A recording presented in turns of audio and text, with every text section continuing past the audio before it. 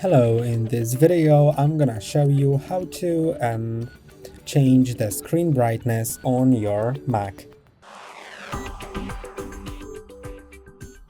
You may either do it on your keyboard with the sun buttons on the top row of your keyboard. There is small and big sun buttons and they will decrease and increase the brightness of your screen. Or if you have a MacBook Pro from between 2016 and 2019, then it will have a touch bar and you can click on the sun button to change the brightness as well. But you can also do it from within Control Center. To access the Control Center, click on this Control Center button on your status bar and now go to your display and you can adjust it like that. And you can also adjust dark mode, night shift and true tone.